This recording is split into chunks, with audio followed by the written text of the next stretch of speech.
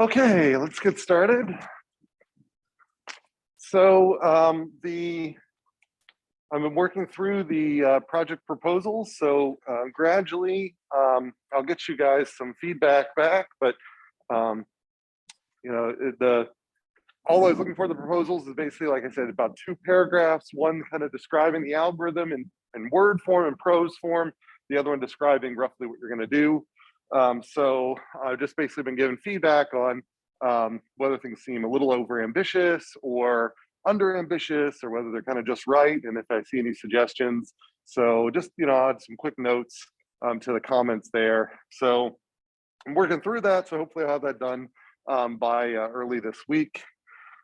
So we left off, we finished up supervised learning, where supervised learning is an offline learning where we provide a training data set where we're effectively trying to get a neural network, or really any machine learning algorithm, but we focus on neural networks here, to approximate a function. And that function would be, given this input data, this is the output that I want for that.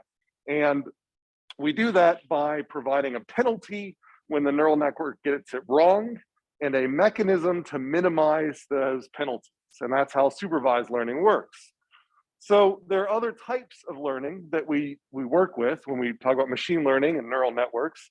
And one of those is reinforcement learning. I'm not going to talk a lot about, but I at least want to bring up briefly that, so this is, last time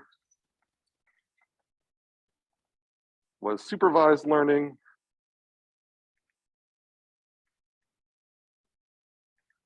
Where there's training data, ground truth, rewards or penalties, and it's basically function approximation.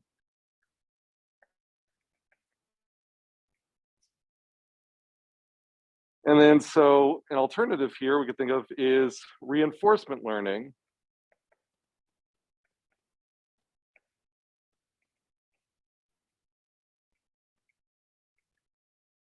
Or RL. And this is the type of learning you would use when there is a right and a wrong, there is a reward function, there is something to optimize, but you don't have all of that ahead of time. And so you actually let an agent discover what's right and what's wrong on its own, possibly by interacting with the environment, possibly by interacting with the data set, and so on. And so the idea here, so broadly speaking, this is a method for exploring an environment, discovering actions that maximize reward.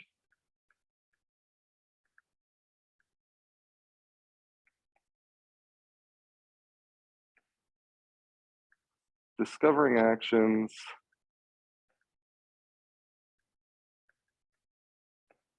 that maximize reward.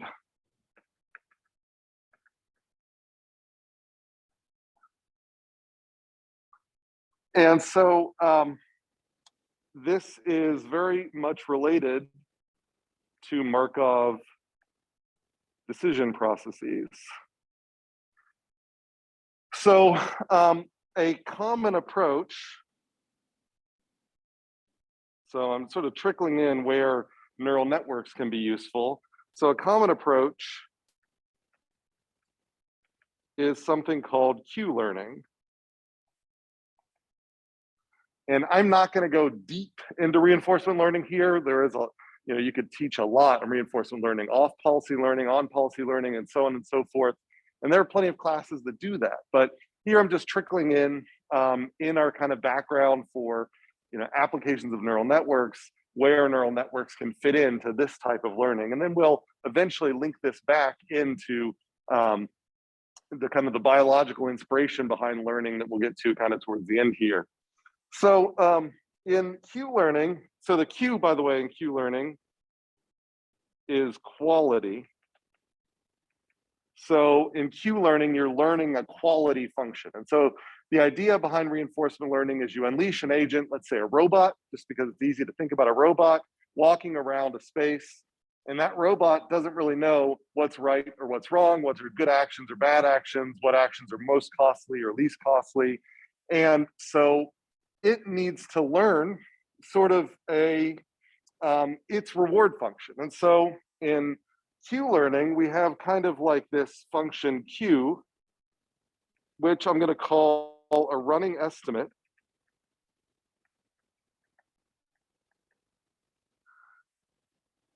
of the reward for any state action pair. So I'll write a little Cartesian product here of state action pair.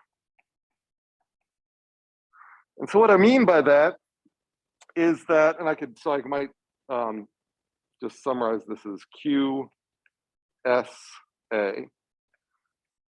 And so what I mean by that is the environment, including the agent itself, is in a particular state. And for each state, they can take particular actions. So for every state, there's a whole bunch of actions. And so for every state, there's rewards. So if you're in this state, if you take this action, you're going to get this reward or this penalty. And if you take this other action, get this other reward, this other penalty. And what will happen after you take that action is it will cause you to move potentially into a new state. And in that new state, there's a whole new set of actions, or maybe the same actions, but they have different rewards. So if really the best thing for me to do is to stand in this spot here, but I don't know it, then I might, initially decide to move away from here, and I receive some penalty. And from this point here, if I just randomly decide to move back, then I see that actually I received a reward from that. And so based on where I'm standing, my positions are going to get certain penalties, relative to that position.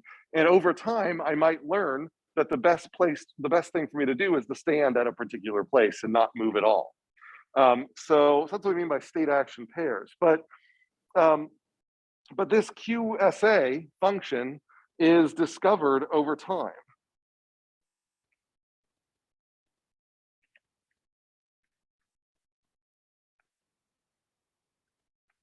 And reinforcement learning techniques basically have different methods for discovering this Q function, either making use of the Q function to generate their next actions, or making use of some other proposal distribution that is used just to explore the space as they discover this QSA function that may not be used actually during this exploration process. And so there's sort of different ways to do this, but the point I'm getting to here is that this QSA is, I just mentioned that in supervised learning, supervised learning is effectively about function approximation, and we kind of know how neural networks were involved in that. Well, this reinforcement learning is also about function approximation. It's trying to build a good approximation for this reward function. This reward function may not be known, it may not be knowable ahead of time because it's just so complex, because it comes out of interacting with the environment around you. But you can build up some approximation of it. And if you look through good old-fashioned AI back years and years, then you're going to find a bunch of different methods to estimate this Q function using different functional forms that kind of look a little bit like gradient descent or some other things like that. But as these state spaces and action spaces got more and more complex, then people realized that you can actually just drop a neural network in as the underlying substrate to estimate this Q function. And so what I'm kind of hinting at here is what you might call deep Q learning.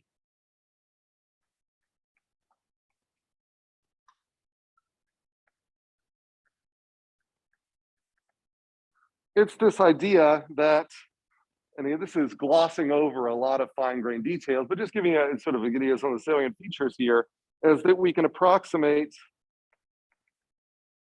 QSA with a deep neural network.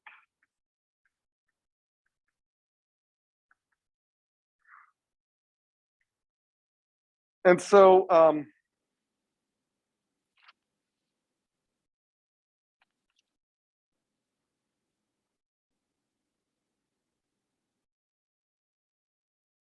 there's if your Q network, or if your QSA function is implemented as a neural network, then there are a bunch of neural network specific ways in which you might choose to optimize it based on the stream of states and actions that are coming in from that agent. So there are adaptations. For example, there are versions of backpropagation for reinforcement learning, where each action generates an error related to the reward that then propagates back through the network and gradually updates its weights to bring the network closer to whatever this reward function is. There are genetic algorithm optimizers for using neural networks in reinforcement learning, and in a bunch more from that. So I don't want to go in great deal. This is more of sort of an aside, but I do just want to mention that reinforcement learning is, if we're talking about supervised learning, and I want to focus a lot on unsupervised learning and associative learning today, I need to at least mention reinforcement learning. Out of these three types, supervised learning, unsupervised learning, and reinforcement learning, these are sort of like the three kind of learning legs that hold up the different, that really hold up machine learning in general, but these are sort of the three application spaces where you'll see neural networks being applied. So reinforcement learning, the reward is not applied offline, it's sort of applied online as an agent interacts with its environment. This differentiates from supervised learning, where the agent sits there, is given a training set with inputs and outputs, and is penalized when it gets it wrong, and then gradually, hopefully, approximate things. But it's not making any decisions that affect its future rewards. It's not sort of asking for data in any particular order. Whereas in reinforcement learning, it's actually manipulating its data set. It's actually able to say, can I get a little bit more of that data over here? Can I get a little less of this data, and so on. So, all right, so anyways, that's RL. Any questions on the distinction between RL and supervised learning? Again, it's probably a review for a lot of you, but I at least want to bring it up just to make sure that we have it covered before I go into unsupervised learning, which to me is sort of a little bit more interesting. Okay.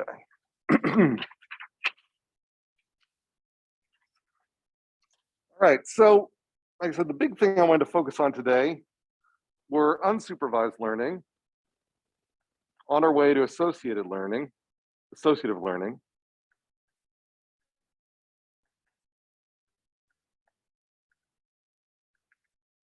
And then I'll just say with ANNs. So what do we mean by unsupervised learning? So in unsupervised learning, we provide input but no output. So input is provided, but no desired output is provided. So this is largely something that looks for patterns. That's one way to view it. Yeah, I think looks for patterns is a pretty general way to say like the overall use of unsupervised learning. And there's a number of different applications that we can use this for. So as an example, example clustering. So if I were to present a neural network set up for unsupervised learning or any machine learning algorithm for unsupervised learning, I might present some data where I've got, this is my feature space, whatever X1 and X2, maybe much more higher dimensional than that. And I end up presenting a bunch of data. And I just happens to be that some of these data end up being very close to others. So each one of these points we can view as an individual data point. So it has, each one of these points has a feature vector associated with it. And so we've got a bunch of data here. And when we throw all these up here, then we start kind of noticing that there's gaps in between these. And so an unsupervised learning algorithm that is set up to do clustering should perhaps be able to assign labels to, should be able to look at all of the data first. So, and then once it's looked at all of the data, be able to assign labels to kind of the clusters.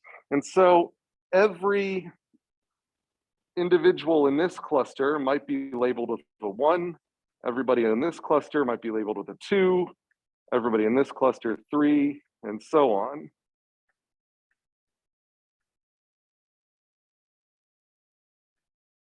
And so once I have these clusters, then I can try to make sense of them, say in a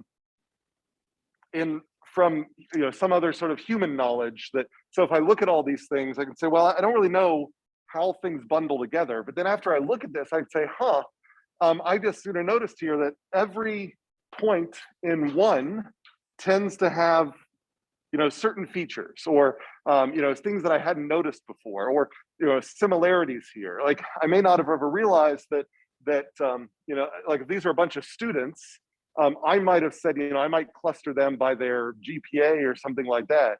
But if I just threw in a bunch of features of students that I'd collected on them, grades on different assignments, maybe their overall score in the class, maybe how well they're doing in other classes and whatever, maybe what organizations they're in, so on and so forth, then what I might actually find is that there are going to be clusters of students based on features that I wasn't really anticipating.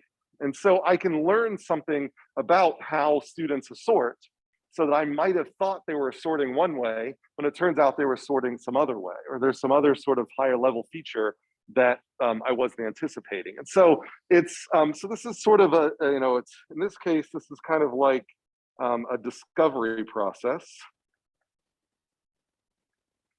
I'll say a machine assisted discovery process. And so that's one way we can do it. We can think about this in a more applied case where we can say, well, a similar example is anomaly detection.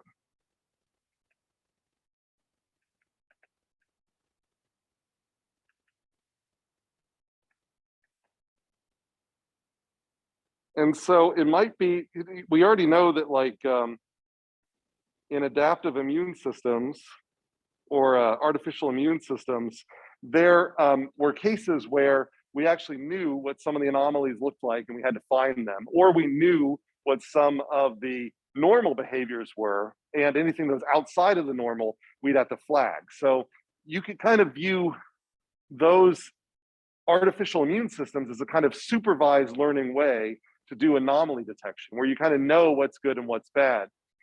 It might be that we don't quite know what a good signal looks like or a bad signal looks like, but we can measure a whole bunch of things. And what we end up finding is that that there's a whole bunch of data ends up kind of being in a giant ball together. But then there's a couple of data points over here that are notably different from all of the other sets. So their feature vectors are way separated apart from that.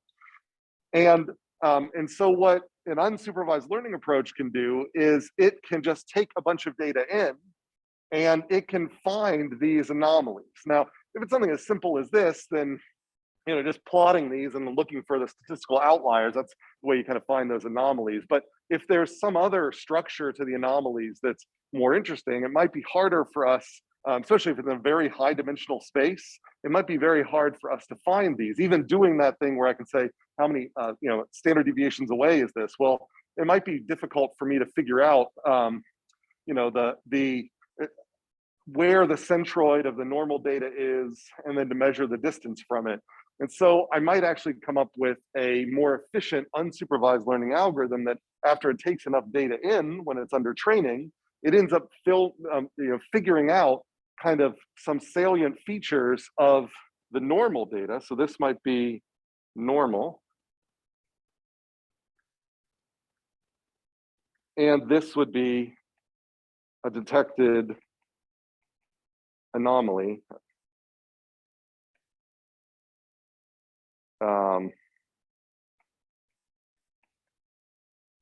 So that might be something that needs to be flagged for further investigation, but it's effectively just clustering again. So now, one of the cool things that you can do with these sorts of anomaly detection and clustering, primarily with anomaly detection, is you can actually play neural networks against each other. And so this anomaly detection case allows me to introduce generative adversarial networks, or GANs. And what a GAN basically does, and you can use GANs for a lot of things, but in the case of anomaly detection, you can imagine that there are going to be certain individuals that do not want to be detected, and they still want to achieve whatever their nefarious, if we're talking about network data, we're looking at like packets coming over a network, and we're trying to figure out if a particular client out there, a client server operation is trying to do something that is out of bounds. Well, they are going to try to hide among normal data. So they're going to try to make their traffic look more and more normal. And that would maybe bring this point closer to the normal point. But occasionally they're going to do something outside of the ordinary because ultimately they want to hack into the system, or they want to monitor, or whatever. So what you can do with a GAN is you can actually build a network that is a detector that is trying to detect anomalies. And then you can also build a network that's trying to generate anomalies. And you can play them off against each other. And so this is where kind of supervised learning meets unsupervised learning, where you can actually say that I can tell an adversarial network that it receives more reward the fewer of its anomalies are detected. And I can tell the anomaly detection network that it receives more reward the more of these are detected. And so there ends up being this saddle point as these two things play against each other, and they actually are making each other better. So gradually the adversarial network generates better and better models of anomalies that are very subtle, and gradually the detector network is going to become a much, much better detector at finding even the most subtle of anomalies. And so, so that's kind of what these GANs can do, where you play these two ANNs off of each other to build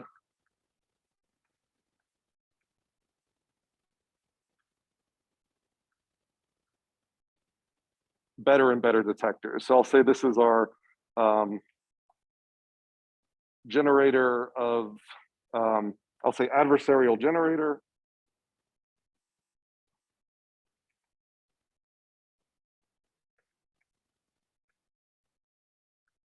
And this is our detector. And there may be then some supervised learning that gets bundled in here to reward each one of them for getting better and better at their two opposite tasks. So for a long time, GANs were really popular.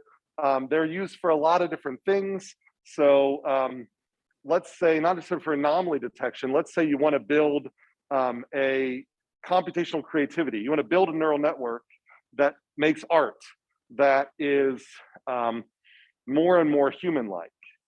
So you could have a network generate something, simulated print, a simulated painting, and then you have another network detect whether the painting is made by a human or not. And the two of them can go back and forth, and they might have other data sets going into them. So the one that's detecting whether it's human-like or not might have already been trained on a bunch of human images, and so on. And so as these two go back and forth, is the one that gets better and better at detecting non-human images. The one that's producing the image will get better and better in producing human-like images. And so that's one way to generate you know, a very effective, you know, I mean, you could view it for generating deep fakes, for example. That might be one way to view it. But, you know, you might just be interested in finding ways to generating, you know, interesting and novel patterns that are going to be plausibly, you know, coming from a human. Like I know architects, for example, who, when they're designing a building, their first pass actually goes through a computational creativity step where they actually will say, do something interesting with this column. And then they'll embellishments that don't compromise structural integrity will end up creating a column that is more interesting than just a standard column. And then if they don't like it, they'll say, well, next.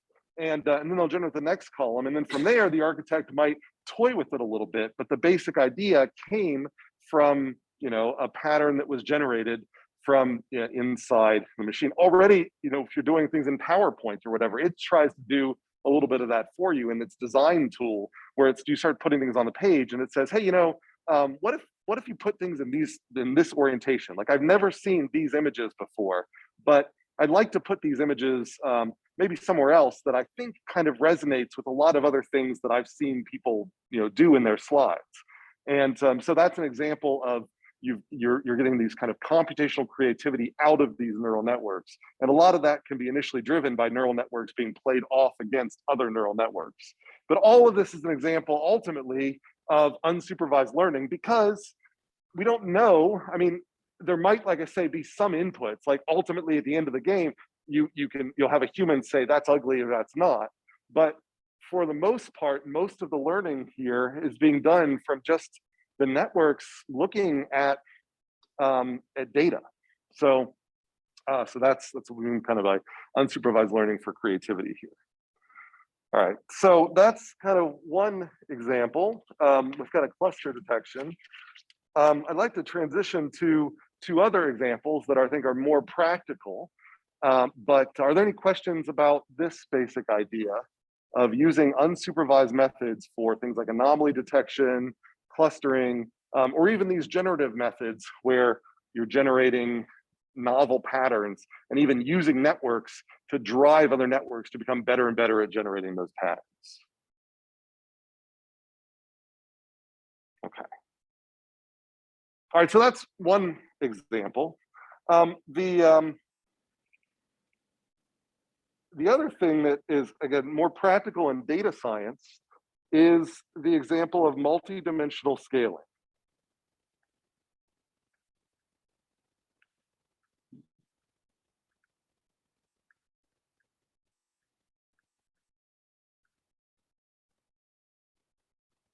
And so the example in so if I give, for example, let's just say I've got a data set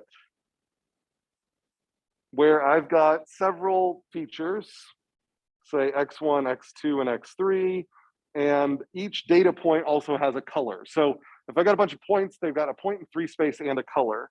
And so I might have, you know, an orange point here, a red point here, green point here, you know, 2 blues, pink,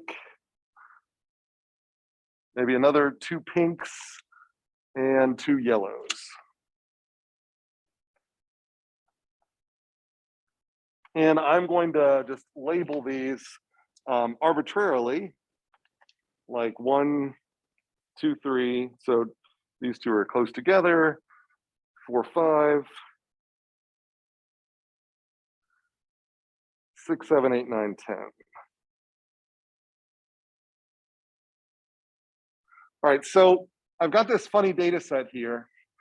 and it's difficult to visualize. Like if I wanted to do kind of visually see how these points relate together, already in 3 dimensions, technically 4 dimensions, because we consider the colors here. So this is a 4-dimensional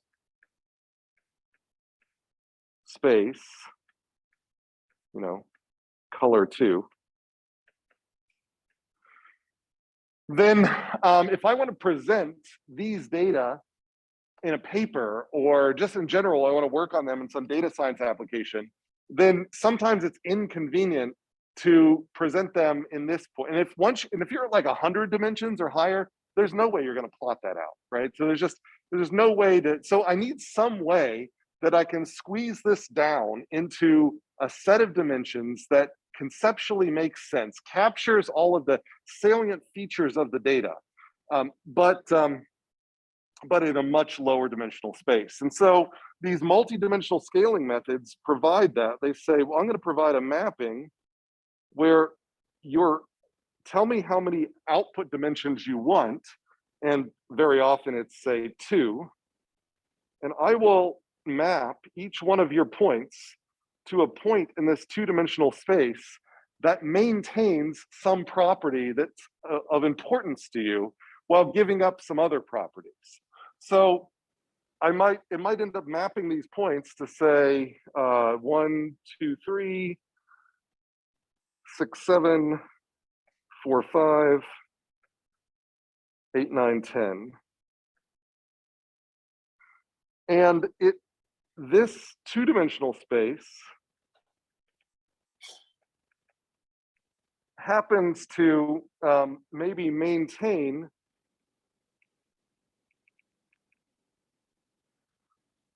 between object distances.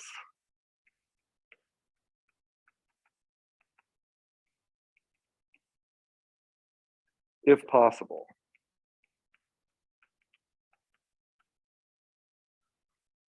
So this is an example where in this new space, clearly the angular information has kind of been lost, but 2 and 3 are still close together, 4 and 5 are still close together, 6 and 7 are still close together, 8, 9, and 10 are still close together. The 6, 7 cluster is kind of far from 1, and it is maybe closer to 8, 9, and 10 than it is to the other clusters. The 2, 3 cluster is near the 4, 5 cluster. The 6, 7 cluster is maybe closer to 2, 3 than it is 4, 5. So you can see the distances here are roughly maintained here, but they've now been plotted in a way that I've lost information. But if really what I'm trying to capture here is how close points are, then really I can represent closeness in 2 dimensions as well as I can in 4 dimensions. Now, most likely, it's not going to be perfect. You know, so if I just do this, it may be, depending on various constraints, it may be impossible for me to get exactly all of these distances right here, but they're going to be as close as possible. So they'll kind of be attracted to these points here. So that's, you know, the rough idea of multidimensional scaling is going from an extremely high dimensional space to take the same data points, represent them in a much lower dimensional space, and in doing so, maintain some important property to the end user or the data scientist, while giving up on features that may not matter as much. Now, what are these new, you know, dimensions? Sometimes they have meaning and sometimes they do not. Sometimes like they're just a way to space these points out, and we can't really associate anything to these things here. So like an example of this is, for example, principal component analysis, which is a standard method from statistics, or PCA. In PCA, what you do is you look at the, you look at your data set and you look at the variances along each dimension as well as the covariances within each dimension. And then you build a linear transformation of the data. So for every data point, you have this transformation T, which maintains this relationship here. So if X is a data point, then T is my PCA transformation, and this relationship here is going to maintain angle and length preserved.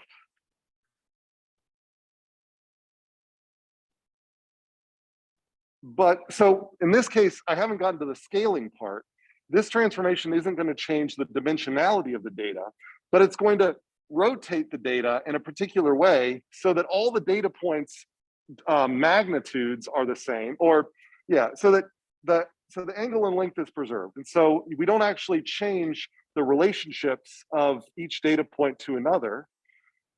The distances between the data points are going to be preserved. The angles between the data points are going to be preserved. But what's going to happen here is that in PCA, the axes are going to be sort of sorted by greatest variance. So the so-called principal component 1 axis will have greatest variance.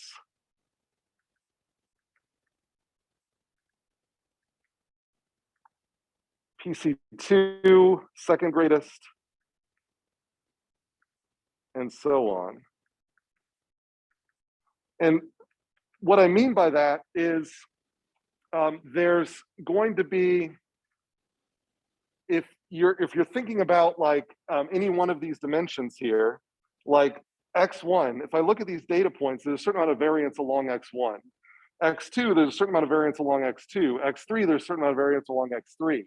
Now, it may be that there's actually a linear combination of these axes that, like a diagonal coming out of here, that actually has the greatest variance. If you were to project the data points down onto that axis, that's where you get the sort of widest amount of variance. And that's what PCA does, is it rotates the axes around so that your first axis is along the greatest variance. The second axis is along the next greatest variance, and so on and so forth. And if most of the data variance is concentrated on PC1 and PC2, then plotting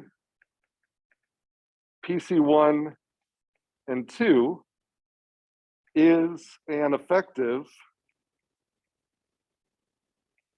way to scale down dimensions.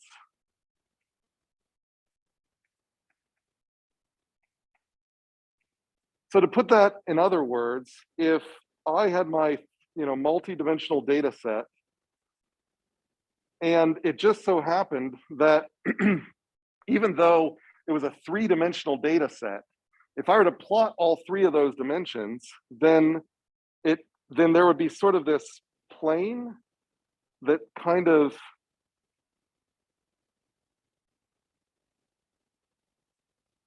was like I said, was a linear combination of these other dimensions. If all the data points were really on this plane, so imagine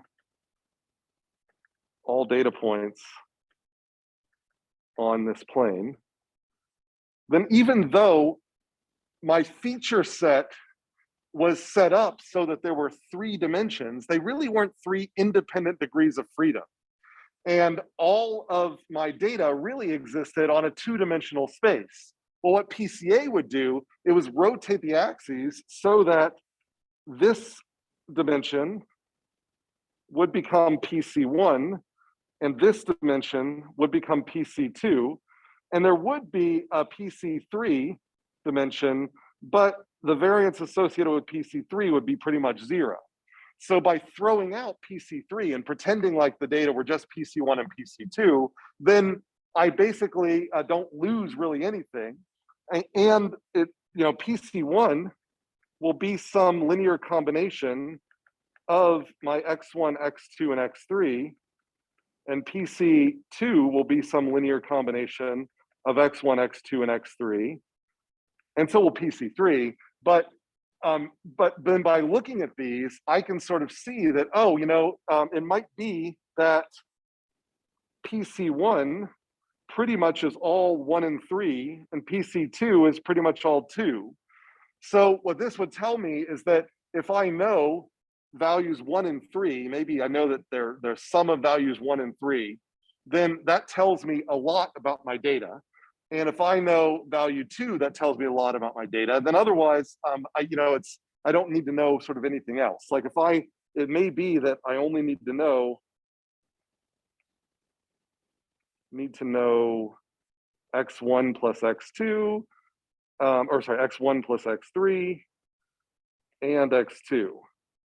And so that would be an example of how I wouldn't actually have 3 independent degrees of freedom. I'd have 2 degrees of freedom, the sum x1 plus x3 and the second degree of freedom x2. And that's what the PCA would end up extracting for me. And I could look at how things are so-called loaded, and I could say, well, how do we load PC1? And that loading would end up showing me that actually the critical thing about your data is the combination of these 2 things, not those 3 things separately. And so that's one way to do multidimensional scaling in the kind of good old-fashioned statistics way, is to split them up in this way.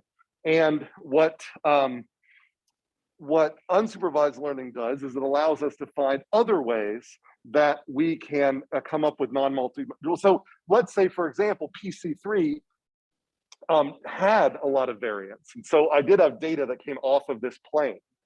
Well, in that case, then this simple approach of just looking at the first 2 components isn't going to work, because it's going to cut out a lot of important variance as things come off of that plane. So then the question is, how do I end up squeezing my 3-dimensional, like 3 degrees of freedom, into 2 degrees of freedom? So this is, PCA is great if you really only have 2 degrees of freedom underneath it all. If you really do have 3 or more degrees of freedom, how do I squeeze things down into 2 in kind of the right way? And unsupervised learning provides a way to do that. And the way in which we often hear about this is through the so-called autoencoder.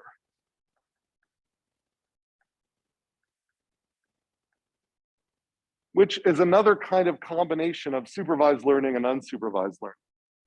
So in the autoencoder, which is a type of neural network,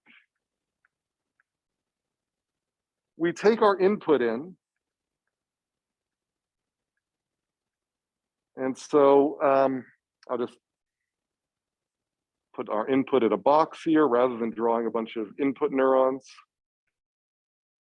And then we run it through a neural network, say with some hidden layers or whatever. So this is our neural network that is going to produce let's say it has ultimately, so this is a neural network. So I've got my inputs come in, and this neural network has, I guess I could call it, you could think of it as an output layer of this neural network, but it'll end up being a hidden layer of the autoencoder.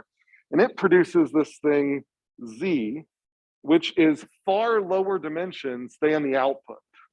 So Z is this vector. So again, if you think of this, I'm going to call this an encoder.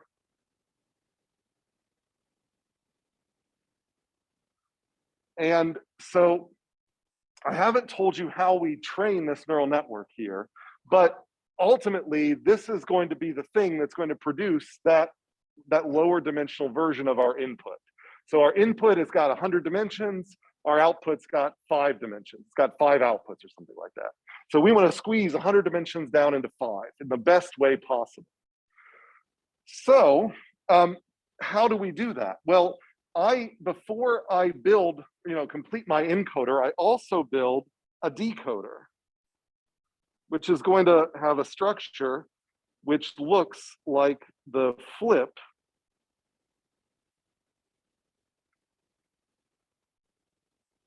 of the encoder.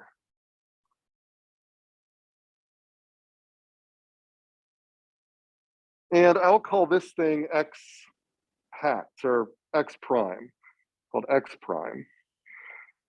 And this thing I'll call a decoder. All right, so this produces an output that so this is a representational contraction. I'm taking this representation, squeezing it down into a smaller representation, and then I'm blowing that back up. And ideally, I would like to make an encoder and a decoder that fit together like a glove, so that for any input, after it goes through this process, the output will be as close to it as possible. And so what I'm gonna do is I'm gonna wrap the output and the input together. I'm basically gonna say, I'm gonna take these things and I'm going to create an error term, which is output minus input. So this is an error term.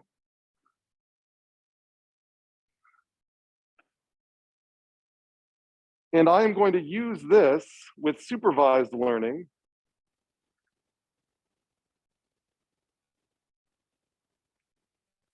to minimize error across both networks.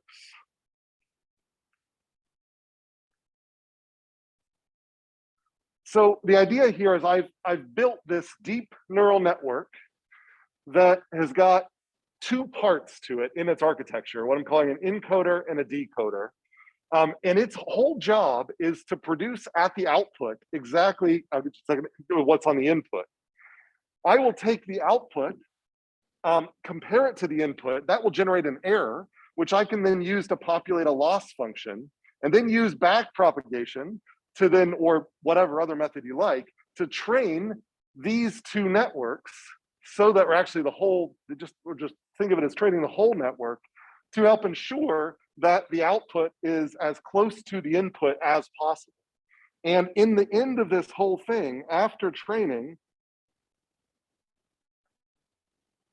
so let my pen come back, after training, Z will be the low dimensional version of X. All right, question? I know these are used in transformers, but what would be a use case of just an autoencoder? So yeah, so that's a good question. So let's say, for example, I have a bunch of images of cats, for example. And I want to figure out what the salient features are of a cat. Now, when you look at a cat, you realize that, the world is so sparse. So when I look at a cat, I see, in theory, I could look at every little hair on a cat's head. Sometimes they're black, sometimes they're white. But in general, when we as humans look at cats, we don't think about that. We kind of zoom out and we're like, well, it's about, yay high. It's got kind of a round structure here, sort of a pear structure here. It's got the eyes here. Like there are a small set of things that all cats have in common. And so there was a high dimensional representation of a cat, but then I need to figure out what features are actually needed to really determine what is the sort of idealized cat. And I could use this, so I could take a whole bunch of inputs of cats and then try to then, if I run a huge number of cats through here, trying to take the cat, generate a low order version of a cat, and then regenerate it here, after training all of these things, if successful, then the features that come out of here will be kind of a compressed version of like the essence of cat. So this is the specific cat and this is the generic cat. And so, for example, we've done this. So we do this, we process a lot of videos of ants, for example. And so what you can end up doing is, so I had a student who had to build an autoencoder to generate kind of a feature extraction for figure out what is the ant. Like all these ants, their legs are in different positions or whatever. And what we was able to find is a low dimensional representation of an ant that for every ant, you could kind of, not say for every ant, if I just look at the decoder, you could play with the feature space here and generate cartoon ants on the output. So this decoder provides a way to generate ant-like structures that are just captured by programmed by very few features. And so it's like, if I'm thinking in terms of the cat case, this says here's a generic cat. This is a cat with, this will be the state of the cat's eyes, whether they're open or closed, whether the cat's kind of doing something funny with her nose or whatever. And then on the output here, we'll get a cartoon version where all of those other details have been filled in.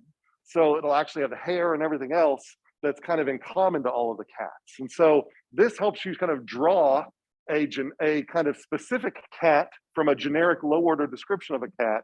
And then this helps you generate that low order description when you take an input in for a cat. And so this can be used, like I said, as for features, for downstream processing, kind of like in a convolutional neural network, how it generates low order features, or it can be used for multidimensional scaling. So you have a huge data set coming in and you want to figure out how to display it in only 2 or 3 dimensions. Well, if you have a 2 or 3 dimensional hidden layer here, then that 2 or 3 dimensional hidden layer can actually be plotted. So that if there's 3 neurons there, you can view that as X, Y, and Z. And I can just plot the outputs of X, Y, and Z, and that will take my 100-dimensional representation here and then put it on a 3-dimensional space that I can actually plot in a paper or put up on a PowerPoint or whatever.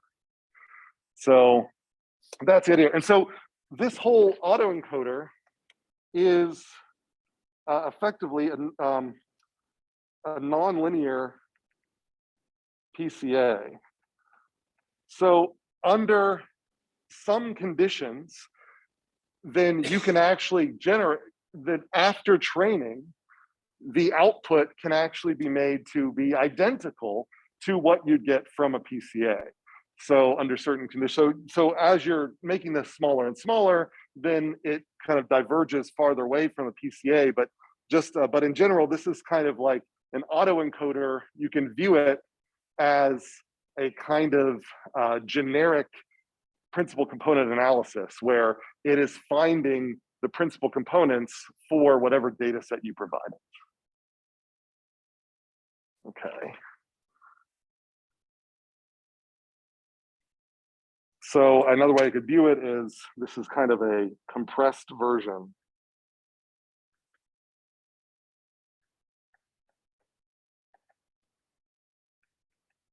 of X.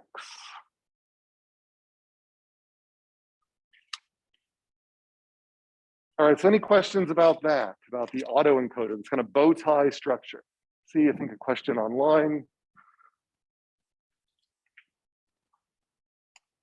In a way, is this like a nonlinear similarity transform? I definitely think that those concepts are all very much related to this, sure.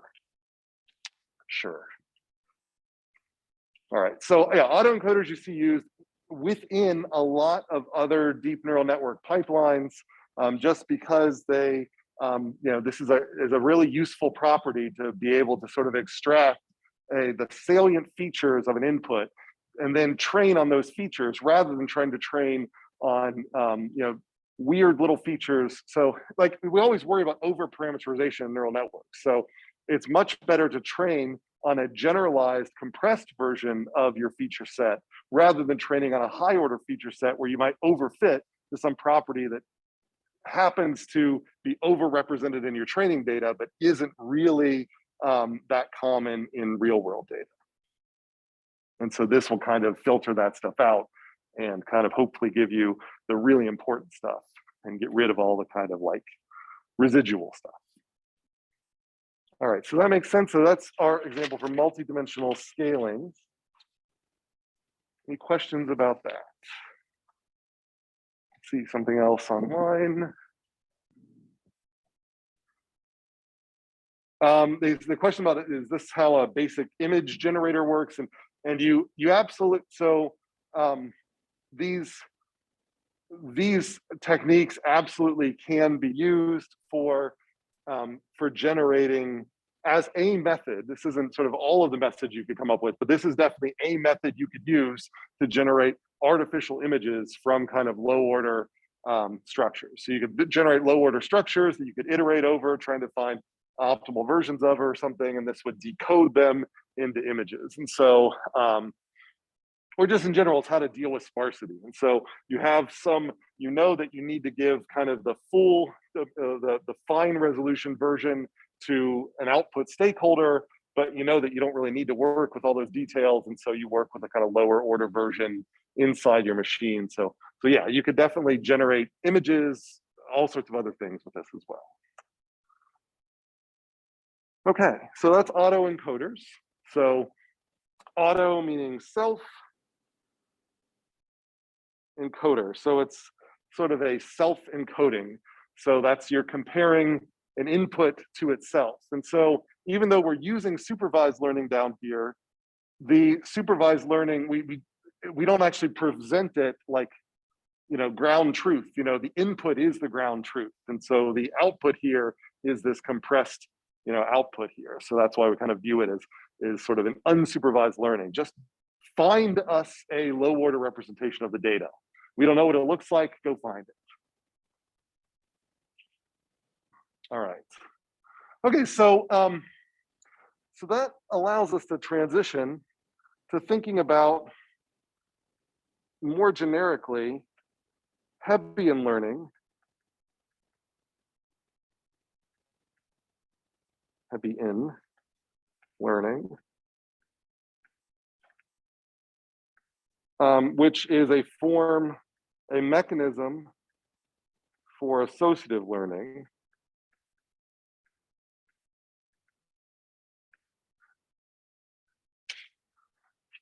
And so, so this, like I said, unsupervised learning is about finding patterns. And so another way to find patterns is to use this weight updating that I'm referring to as Hebbian learning. And Hebbian learning, so this here is a technique for, I'll say the, yeah, for now I'm going to say the unsupervised updating of neural network weights. And this is inspired by the concept in neuroscience of, and this is, you know, Hebbian learning comes from neuroscience, those that fire together wire together.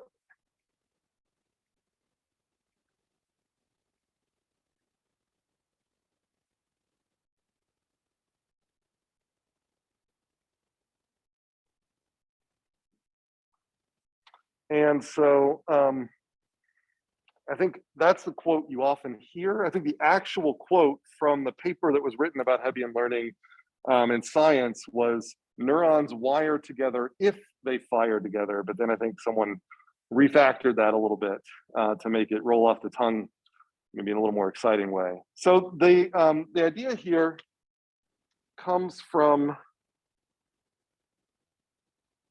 Donald Hebb. And it was focused on how neurons update their synaptic sensitivities. And so, you know, if you go back to thinking about our generic neuron, so we've got the cell body, all of the dendrites here, we've got the long axon, and then there, you know, it's working off here, and then we've got some other neuron B, and it's got its axon heading off to connect to other things. And so then we've got our synapse. And we've got, and the question is, how do these synaptic weights get updated? And so Hebb thought, you know, had the Hebbian idea is that if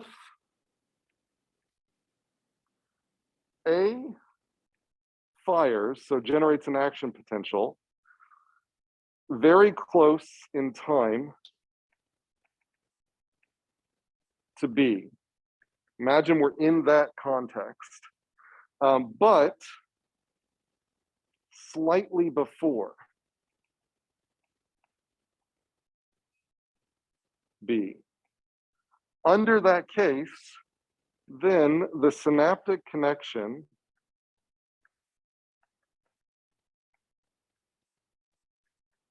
between A and B is strengthened.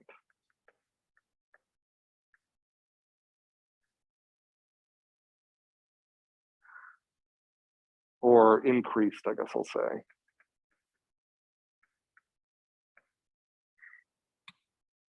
And so that's this idea that if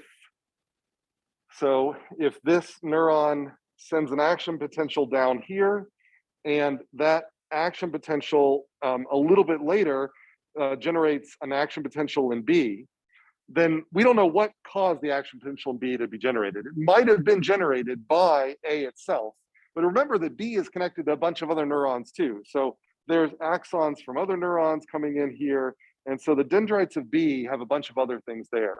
But so something that B accumulated enough synaptic potentials to generate an action potential. And that action potential happened just after the action potential from A. And so there are processes inside the cell that will cause B's sensitivity to A to increase in that case. So it may be that B's action potential originally fired because not only of the small contribution from A, but that contribution added to a contribution from C, D, and E. And all those add together, and that's what fired on B.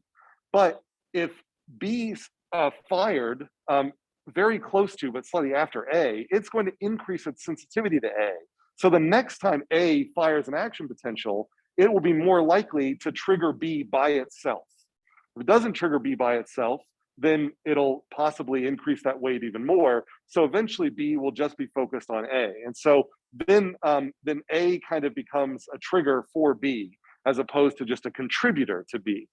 And so that's the idea behind Hebbian updating or Hebbian learning in these neurons. And we can use that, and this is strongly related, related to, and we'll talk a little bit more about this, we talk about spiking neural networks, to spike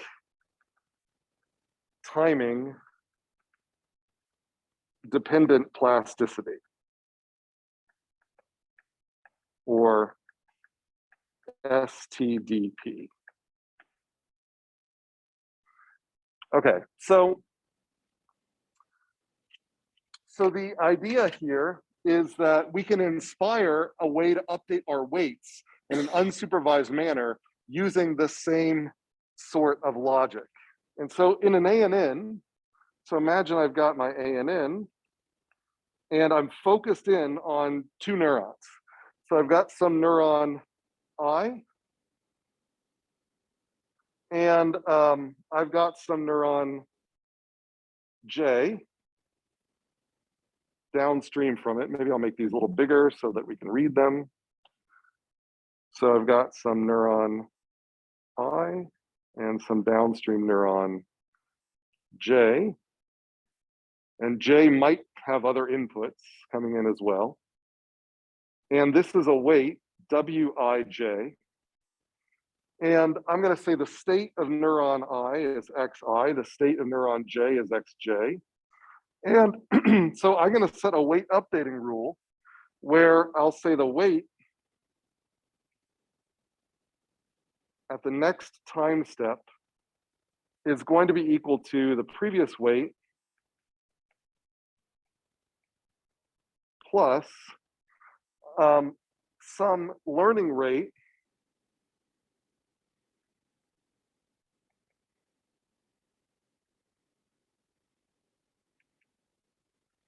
times the state of the ith neuron at time k times the state of the jth neuron at time k.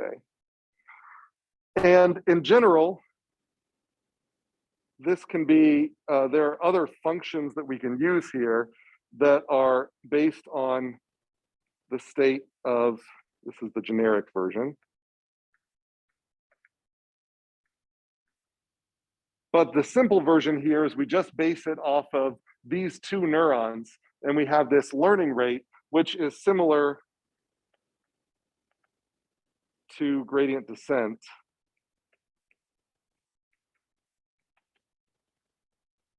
And so the idea behind this weight updating rule is if in the previous time step, both I and J were on, or were high, so it depends on if we're thinking of 1 or 0, if they're thresholding, but just in general, if these were both two bigger numbers, then we're going to get a bigger increment to this weight. But if instead they were opposite, so that one was 1 and one was 0, then this weight might not increase. If our encoding of these neurons are such that these neurons take negative values, then if one of them was 1 and the other was -1, then this will actually cause this weight to decrease. So this is a way to generate associations between neurons based on their history of firing together. So if they tend to be in close agreement, then they will be in closer agreement later because the weight in between them is going to increase. If they tend to be in disagreement, then they'll be pushed away from each other and be farther and be less likely to fire together in the future. And so this is really useful, and I'll probably start on this next time, but I want to at least give you a quick idea here. This is really useful for pattern learning.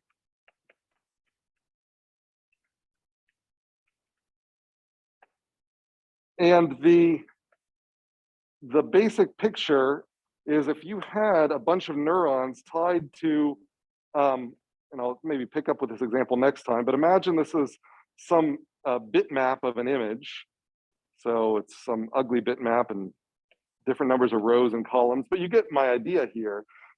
If you don't know what all the letters are, but you do happen to know that certain pixels light up at the same time. So I happen to know that that these pixels, like this pixel, this pixel, this pixel, maybe this pixel, maybe these pixels here all tend to light up at the same time whenever we see an A. Well, if you see lots and lots of A's, then what's going to happen is that the neurons that are tied to these pixels will all end up having an agreement in their state for, every time, at the previous time step, they're all going to be in agreement. And what's going to end up happening here is that the neurons kind of tied to their outputs are going to end up forming an association. They're going to realize that, oh, wow, these neurons, like the hidden layer neurons, are going to realize that the input neurons frequently fire in this pattern. And that will generate a connection in the output layer neurons. If you then feed it a B, and that will have a different pattern, or an I, which will have a different pattern, you can actually end up getting a different reinforcement. And I'll pick up this on this example next time. But the idea here is that patterns will naturally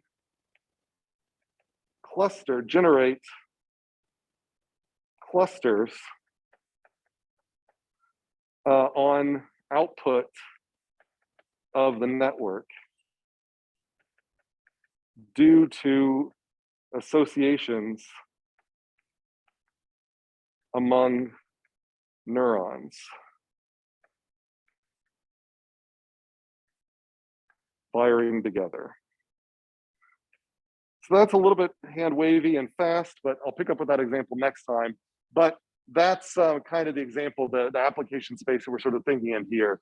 How do you recognize when neurons always seem to fire together?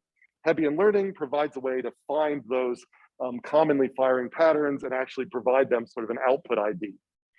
Okay, so we'll pick up on there next time. If you have any questions, happy to take those after class. Otherwise, that's all I got for you today, and we'll see you Thursday.